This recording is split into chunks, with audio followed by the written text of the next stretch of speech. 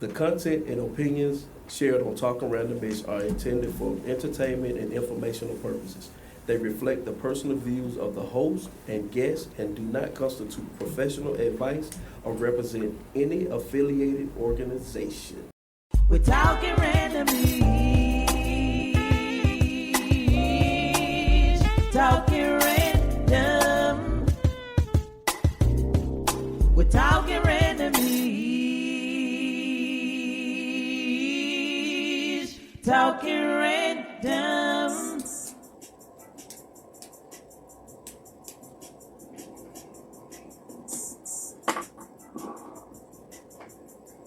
Welcome back to Barbershop Talking Randomish. I am your master barber, Enrique Antario. On my side, to the right, to the left of me, I got my guy, chair number one, Mr. Scalper himself. What's good with you, my boy? What up? Ready to get this second half in because we're having a very powerful conversation right now. Absolutely. And as you said, if we can just impact and affect one person, we did our job tonight. So that one person I know listening, so. Yeah. And tonight's guest, man, tonight's appointment in the barbershop, getting his fade. See if we can hook this goatee up. Is a guy that, like I said, I've been knowing for a long time. He became a big brother. Went through some things.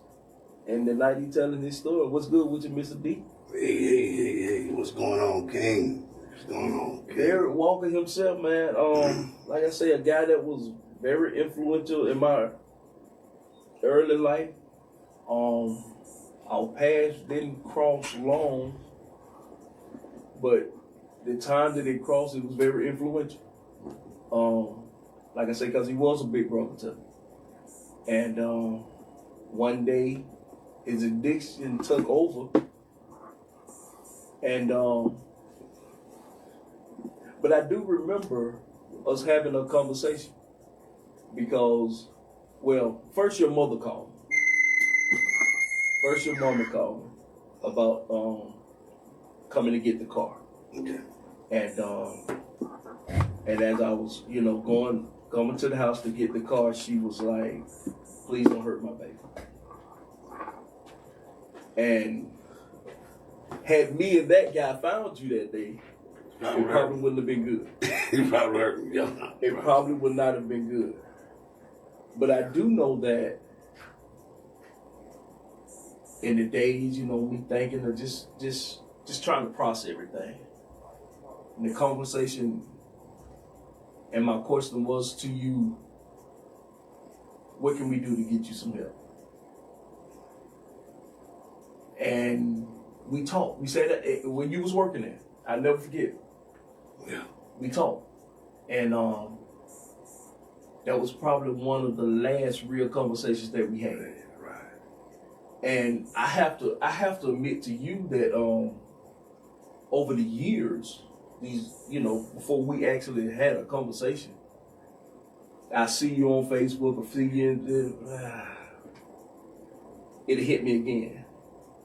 And I didn't know if I was.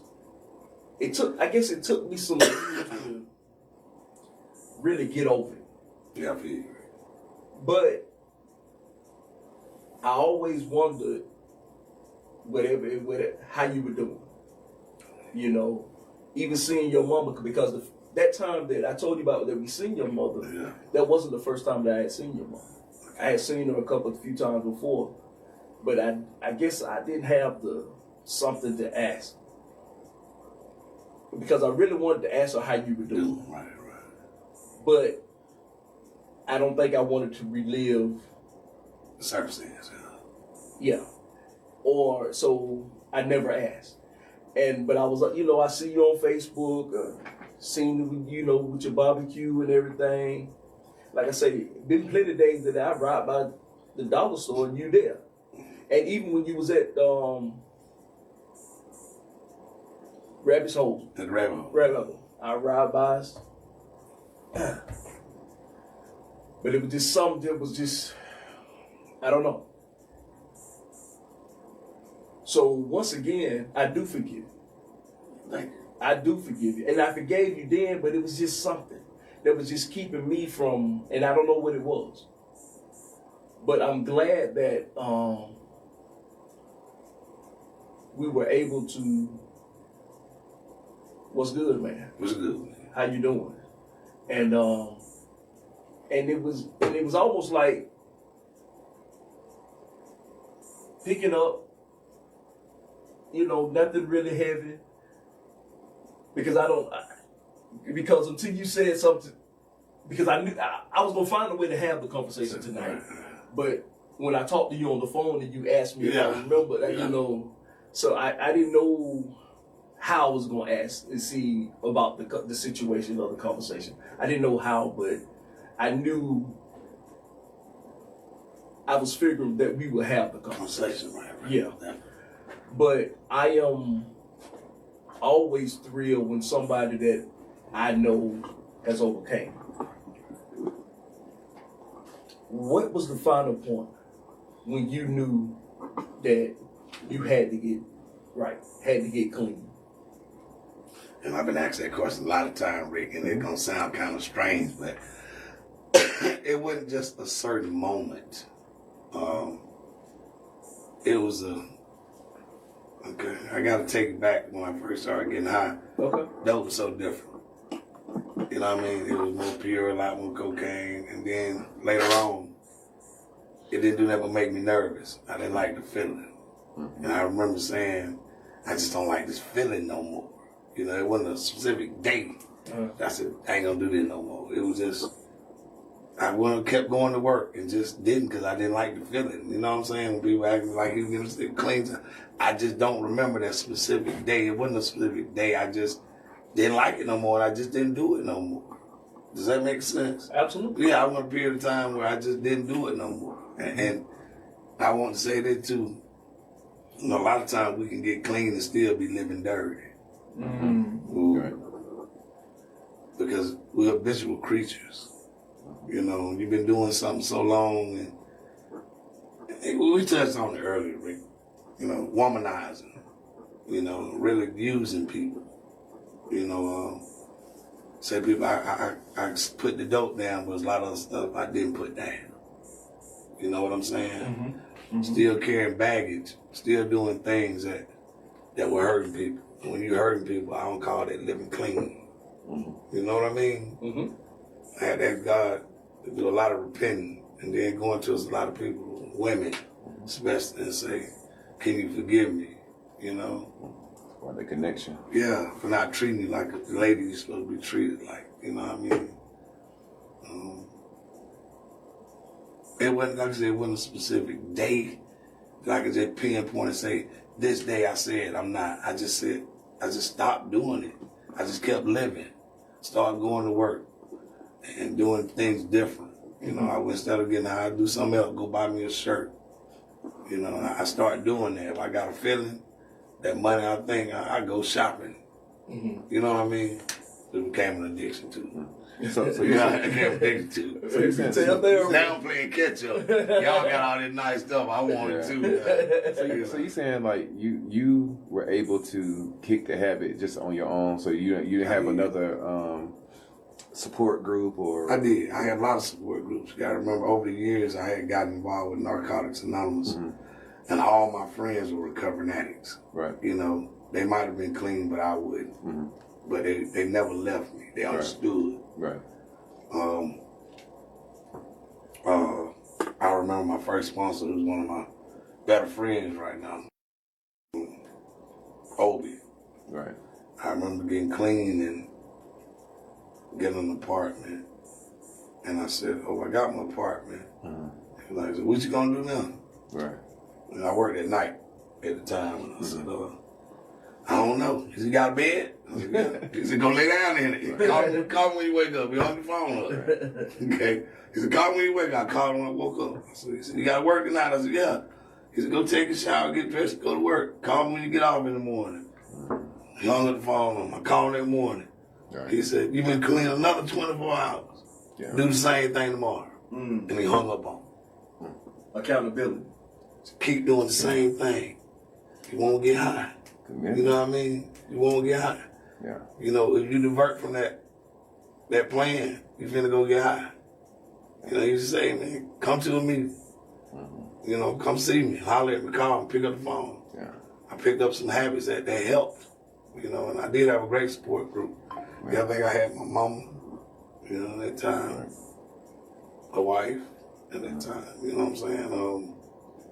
And my family in Narcotics Anonymous, man. You know, I could call any of them guys anytime, you know, and say, Right. you know, and it wasn't all the time. Rick, when you make that late night phone call, it ain't always about, I want to go get high. Sometimes it's about, hey man, I'm hurting in me. Yes. You get what I'm saying? Yes. Something in the inside ain't right. Yes. I'm hurting. Yes. You know what I mean? And you call somebody, and they talk you through that. Yeah. You know what I'm saying? Sure. Ain't nothing like having that support group leader. Somebody gonna say, I'm okay. I'll pick up the phone anytime. Just call me. And I'm telling you something. Those support, those groups of ENA, AACA, Right. man, they can help, bro. If you work the program, you work it, it works. Right. You know what I'm saying? I ain't one of them that's an ENA thumping now. You know what I'm saying? You know, I ain't been to a meeting in a long time. But starting out with that habit was beautiful. Right. Having that connection was beautiful, man. You know? Man, that's super amazing, man. Yeah, I remember I went on to get got a degree in refrigeration. Mm-hmm. We don't know, Rick, but I'm an industrial refrigeration technician. That's what my degree is in. I start. Money's $80 to $100 a year. I ain't never made that kind of money. And I remember they gave me my first check, $2,600. I'll never forget. I called my partner over. I said, man, unfortunately, they gave me a check of $2,600. He said, you make that for every 2 weeks? That's good. He's good. I said, nah, bro. That's what I make every week. He said, you lied. I said, man, I'm going to do with all that money, man. Because we're coming like that. Right. You know, new in recovery. You know. That's scary. It did, man. I had to call somebody to talk about it. Because I didn't know how to handle that kind of money, man. You know. Access to it. Yeah. We babies. You know, they're talking about babies in recovery. You're really learning to live again. Right. Starting over from the beginning. 'Cause they say wherever you start using dope, that's where your mental growth stops right now. Right. I started using at 19. So that means I was a 19-year-old for 20 years. And it's true. Wow. Living life like a child. No responsibility. Don't want to pay no bills. 19-year-old. You get what I'm saying? Man. So I had to learn to live again, man. I had to learn to do, like I was saying earlier, to do what y'all been doing for years. Going to pay some bills. Go to the bank. Put some money in the bank. All that was new to me, man. And that sounds crazy as a grown man, but I had to learn how to do that, man. Right. I had to learn how to get a bank account. Real talk. I had a bank account set up on my direct deposit. Yeah. You know what I'm saying? Kind of upset me at first. I'll never forget. I was like, all my money going to the bank.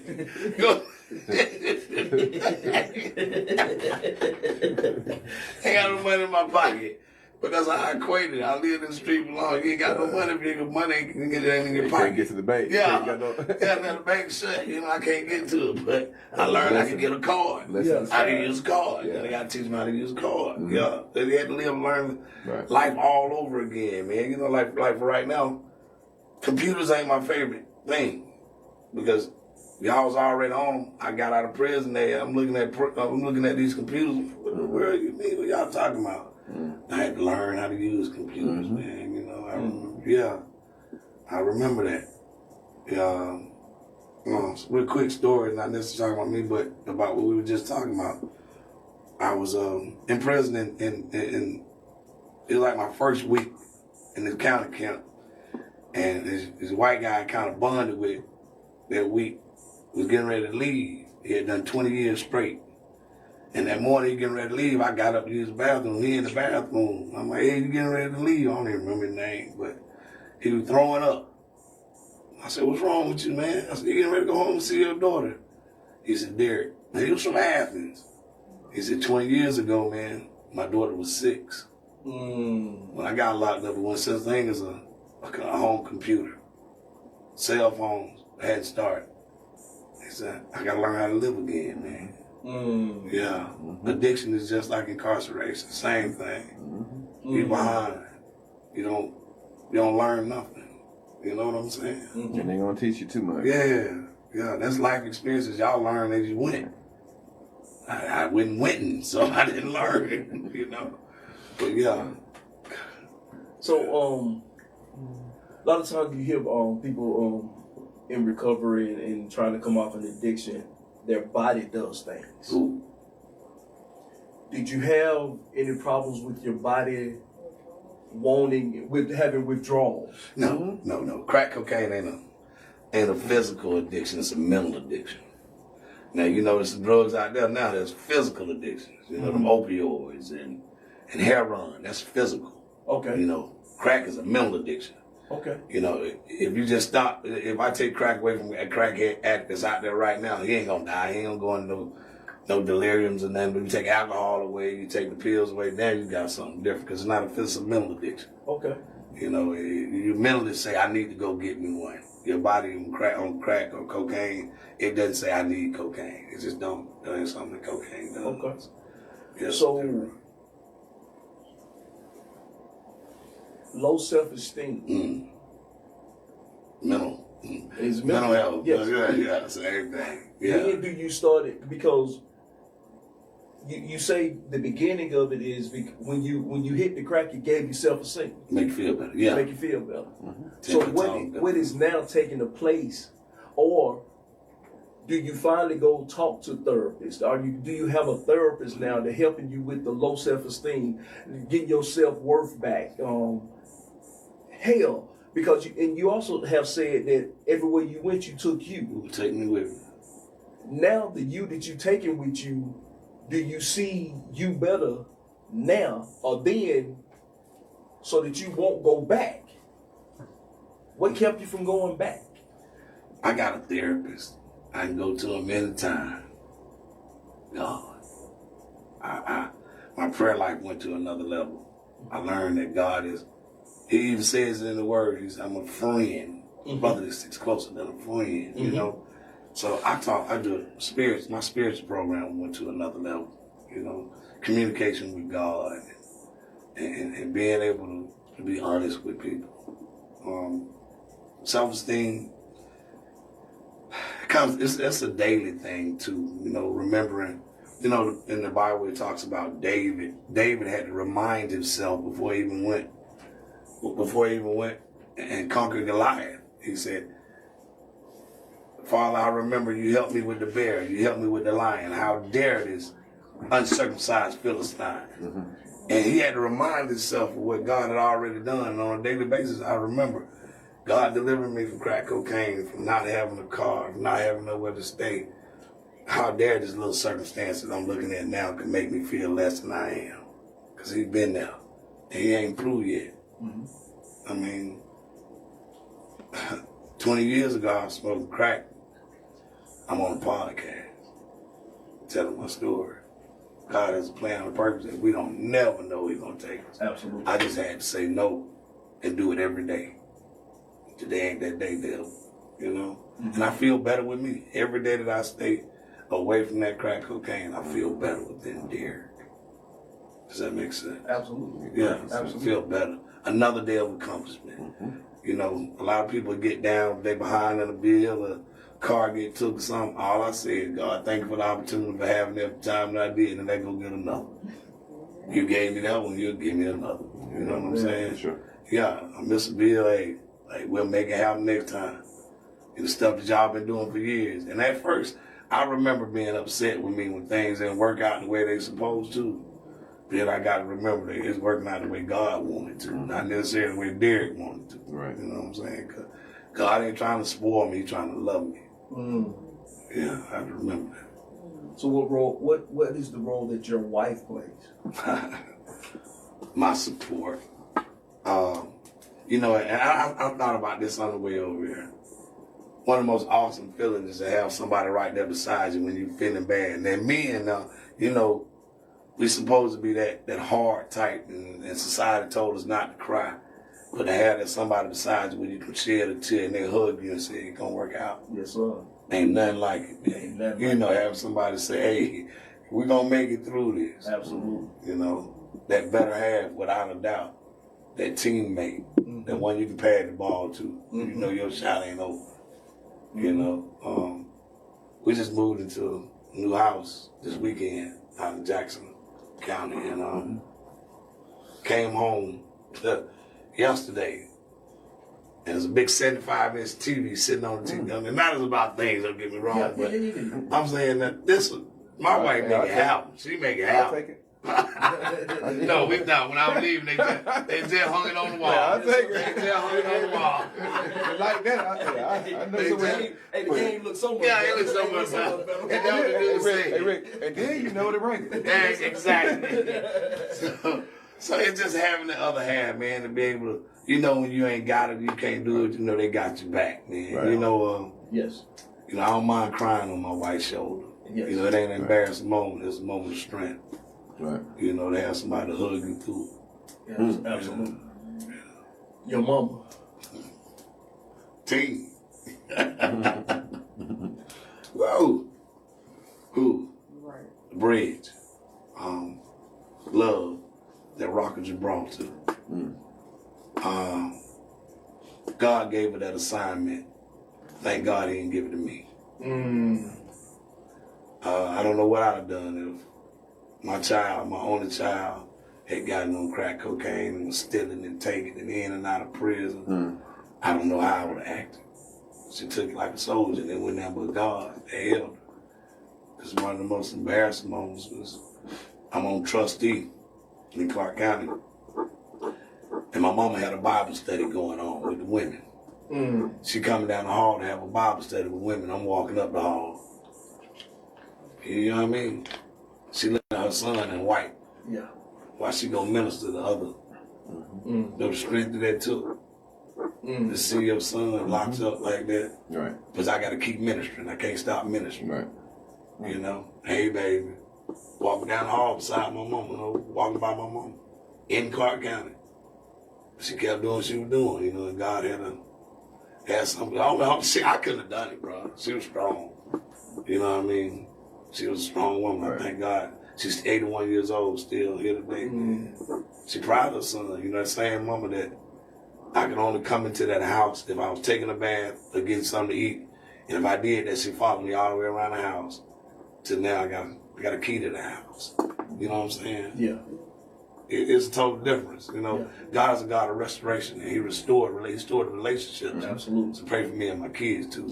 Right. And I believe that's going to be restored. But my mama, she never gave up. She always say, "You're gonna preach the word," and what she'll say. Right. I don't think God called me to be a preacher. Right. He called me to never know. give as much experience, strength, and hope to anybody that's listening, like right now. You know, but yeah, my mama, boy, that's another story. I don't see how she did it, Rick. I really don't, man. Not being able to trust your child when you go to work. He ain't working no way. You taking care of him. You saying, you need to just sit there. But as soon as you leave, you go straight to the block. But that mama hung in there. And now she's saying, She knew the real Derrick. yeah, she believed that ain't what she raised her child to Right. be. She used to say it all the The time. real Derrick. The real Derrick. You know, that same mama, man, she proud of me. You know, she, Ain't nothing like it. man, she proud of me. Ain't man. nothing like it. Yeah, that's my child. Yeah. That's the one I prayed Yeah. for. Yeah. Yeah, that's the one that I sprinkle more oil on. They look like a butt naked baby. Yes, sir. Hold on, you gonna Yes, act sir. right. It worked. You know what I mean? I ain't halfway right, man. You know what I'm saying? I try to do the next right thing. Goodness. Yeah. I mean, I know, I myself know well, we all know the power of mama's prayer. Them prayers. Ooh. Because, you know my story. September the 30th, 2021, I tried to commit suicide. Ooh. I didn't think I was worthy. I thought the world would be a better place without me. But thank God my mama was praying. Amen. My boys, my family, my tribe, my God, Amen. that I'm here. My boys came and got me, brought me back here. My mama laid in the bed with me plenty of days because her son and mine was gone. Yeah. But I know before she left up out of here on February the 3rd of this year that she was proud of her baby. Amen. I do know that. Amen. Because she was able to see her baby get back on this microphone. She was able to see her baby be a productive man again. Because she she knew who her baby was. Yeah. And who the potential he had to, and he knew she knew that I had a woman beside me. Amen. That could be the everything that I couldn't be when in those moments. She knew I had that. Amen. So I know Mama was proud of me. And ain't that like? Ain't that like? Then like. Ain't that like? Let's talk about the food, man. Talk about Let's go. We about to close the shop up? No. No, I want to say, I got one thing I want to say before we do that, right? No. Right, but hey, Derrick, I don't remember all the situations from back in the day like he does. My memory is short. Oh, he got awesome memory. You know, like, you got a great memory. I can't recall any of that. Yeah. But at the same time, I do know that I do see you posted up in different places. But going back to just hearing you talk tonight in your testimony, you touch every 5 C's of recovery. You know what it is, right? No recovery. 5 C's of recovery, right? And the first one's clarity, right? Clarity meaning you recognizing the impact of your addiction and becoming fully aware of what you need to do to change it. Second one is commitment. Commitment. Choosing sobriety and recovery repeatedly, even when it gets difficult. Those are times you kept going back and back and back to rehab, right? Mm-hmm. So you still were trying to get there. Third, connection. Connection is rebuilding healthy relationships and finding support through community, right? Number 4, compassion. Like you hit all these. Compassion. Learning to treat yourself with kindness and understanding rather than shame.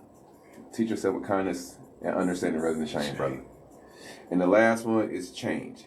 You taking consistent actionable steps towards a lifestyle aligned with your core values, man. You like just hearing your story, you just touching my. That's why I'm not looking at basketball like Rick would do. Yeah. So I'm just making sure you're hitting all these right here. You see, I'm not looking at basketball, so. But bro. Yeah, very powerful, man. And Thank you. I guess we can talk about the food now. I just want to get that off my chest. Thank you. Yeah, I need that. Thank you. I like that. Yeah. I like that. The food. The food truck. The food. Your grill. The grill now. It used to be a food truck, didn't it? Yeah. You still got the food truck? Yeah, no, actually, no, I don't. I remember you posted up over there. Yeah, okay. Pray for that. Okay. Honestly, my goal or dream is to open a restaurant. Not a big one, a small one somewhere we could put a checkerboard in the corner and you can come on in there and you can sit down and have a great conversation like this. Nice. Food, my passion. I love to cook. I know my company, Walker's Word Barbecue, as in the Word of God. Mm-hmm. Food made with love. You know, God is love. I love to cook, and I don't just do barbecue. I do a lot of catering for events, everything from baby showers to weddings. I know my logo on my page and the word kind of brackets me in the barbecue, but I cook everything. I love to cook. Even if you come on a Saturday, not only do I have baby back ribs, chicken leg quarters, sausage dogs, everything from smoked macaroni and cheese to green beans, you name it, I have it. But I also do stuff like fajitas. There's different stuff off the grill that are hot and fresh. You know, I do everything from pork and chicken fajitas to shrimp and crab fajitas, you know, with onions and bell peppers. I love to cook, man. The business has gone to another level. When I moved back to Athens, I prayed to God that I get on campus. I'm like, if in this city, if you're on campus, you can make some money. And when I opened the food trailer up, little did I know every day I was serving the president of the largest fraternity in Athens. And one day he just said, hey, Walker, you want to do an event for us? Last event I did, I just fed 2,100 students. Oh, yeah. People know it's some hard work, but it's a blessing to be able to be in the company of some people where you could do stuff like that. Right. Small business. For sure. You know what I'm saying? So I want anybody that's listening, if you need any catering done or anything, I come and I can beat anybody prices. And I take with the best love you could ever imagine in my food and make sure people are happy. Y'all come through. Please come through. Come through, Rick. Stop and grab you something to eat and try me out. And take something home to the wife. You know what I mean? Yeah, but food is my passion, man. I don't just get out there and set up. I get out there and love. I love on people too, because I like around me good conversation. You want to see a smile, as well as good food. You know what I mean? Where I'm at, Family Dollar on the corner, Nettleby and Winterville Road. I'm there every Saturday and every other Sunday.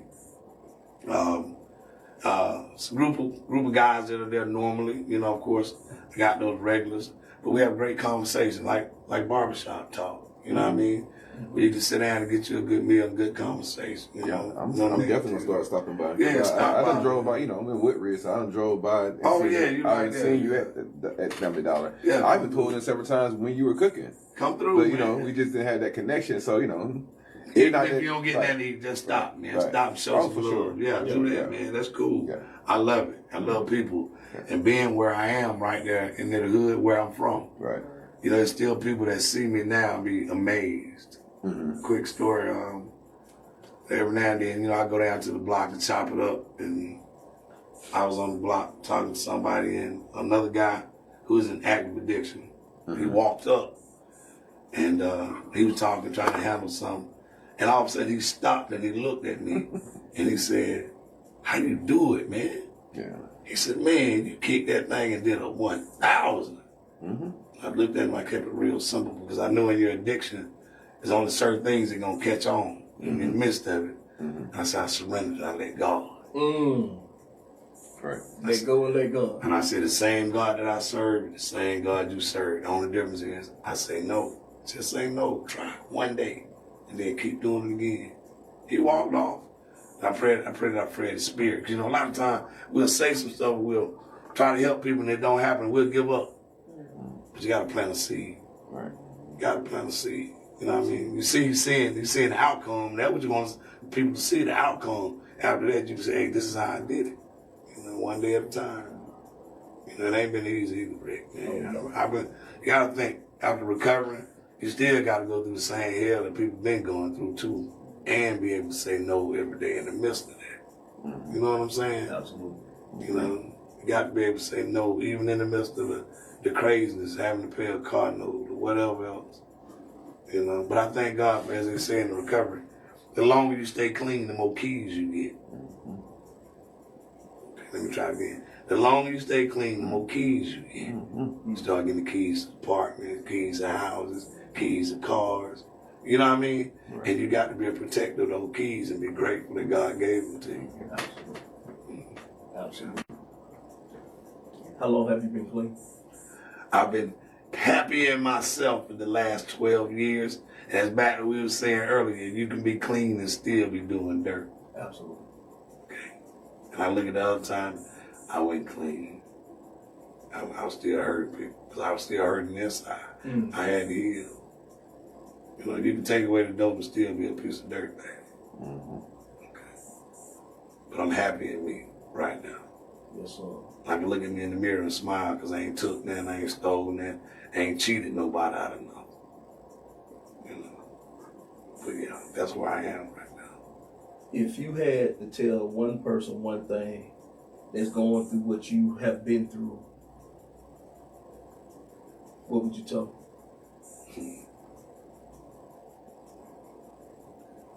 What would I tell them? Start out by saying I love you. Because the word of God said love overcomes a multitude of sin. Absolutely. We just walk in love. I tell them I love you.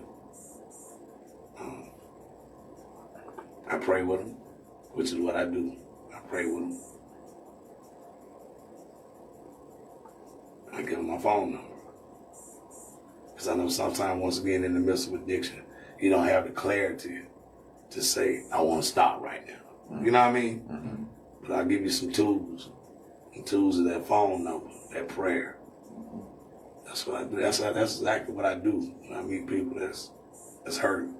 Mind if I pray with you a minute, man? And I ain't one of them that gonna run to you with a bunch of these, thousand those. I ain't gonna throw no scriptures at you. You know, coming in love. 'Cause I remember the moments in my life when I was hurting the most. The people that I remember were those that loved me. Not necessarily the ones that gave me no money, nowhere to stay, the ones that I saw sincere love from. And they wasn't trying to get nothing out of me or trying to feel good about themselves. They just loved me, did stuff in secrets. You know what I mean? Mm-hmm. Without a crowd. So love means a bunch, being in the midst of addiction, man. Loving on somebody. Thank you, man. Love you, brother. Love all y'all. Love you, man. Thank you for having me. This is amazing. Y'all don't stop. That's the Don't point. stop. If y'all have anything, bro, I do all the cooking. I got you. You supply the food, I do all the cooking. I got you. Just let me know. So I see your head start rolling now. You got some ideas. I do. Roll it. I do. Roll it. Because like we said last week, I want my goal is to one day start a place for men to come and just to talk.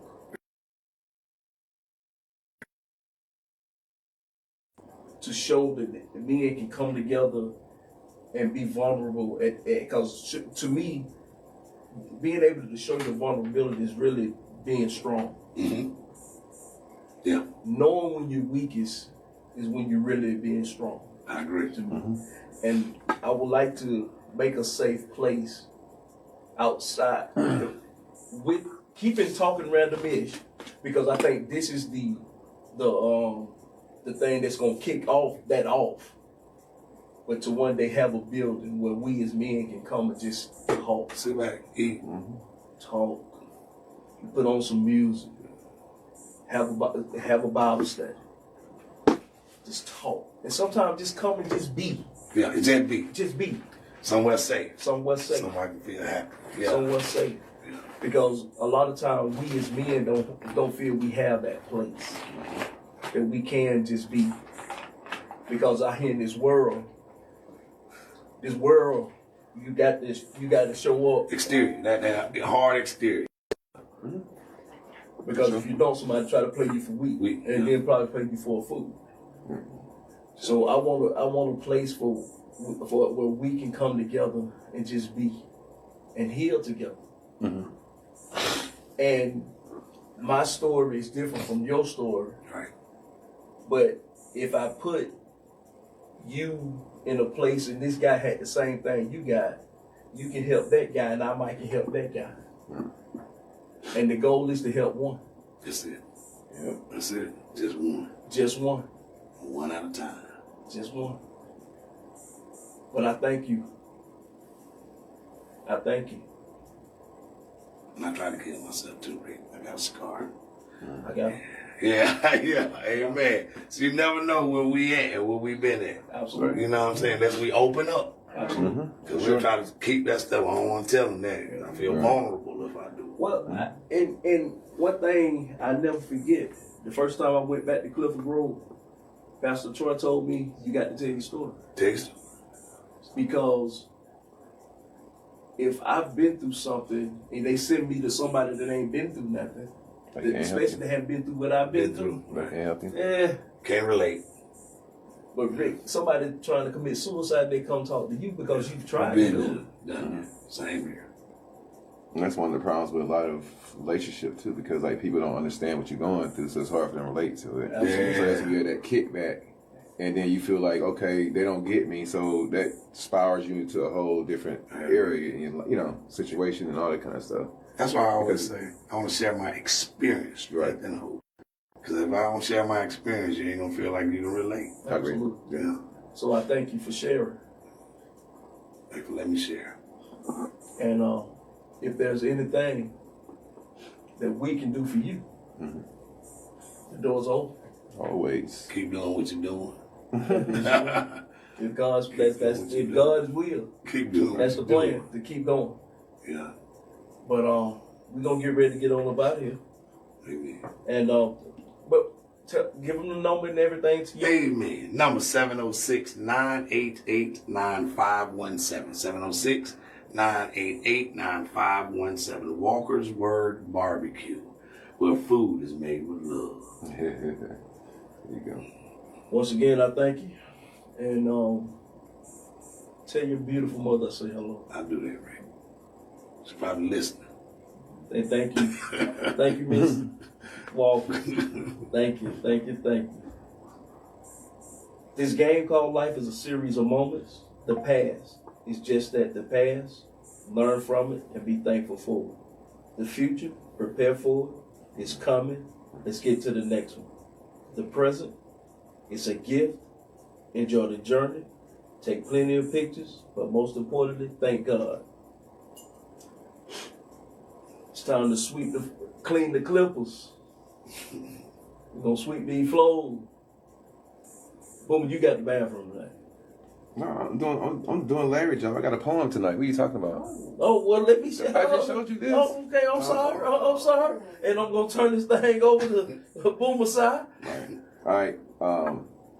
This is on the Larry legend, the poet, the king, with that word. This is our last day of the show on Mental Health Month, and we did recovery today. So I got a poem here. Bear with me because I don't have my readers. Hold up, what? I have my readers. Get some. Hey, you get a certain age, you have to keep them. Right. The poem that I'm gonna do tonight in honor of everybody that's out there suffering, and everybody that's trying to recover, and to you, Mr. Walker. It's called The Recovery Climb. Right. I climbed a mountain that no one saw, no clear markers and no applause, just trembling steps on rocky ground, but each step forward proving so profound. Some days I laughed, some days I cried, but no matter what, I always tried.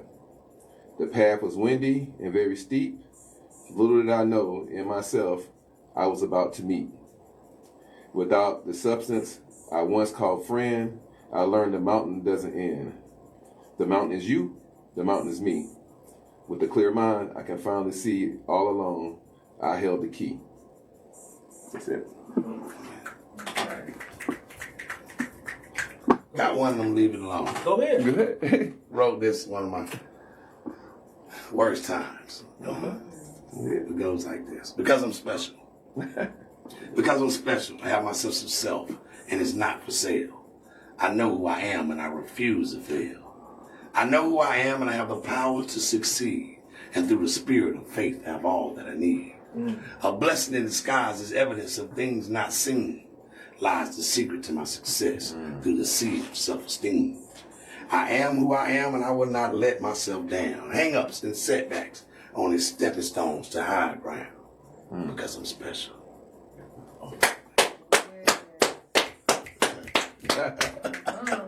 Hey, boy, you are. Thank you. You are. Yeah. Once again, I say thank you for your story. Thank you for sharing. Thank you for your vulnerability. Thank you for you. In the words of Rita Lawson's son, Odabo Jack, the shop is closed. Amen. We're talking randomly. Talking random. We're talking randomly. Talking random.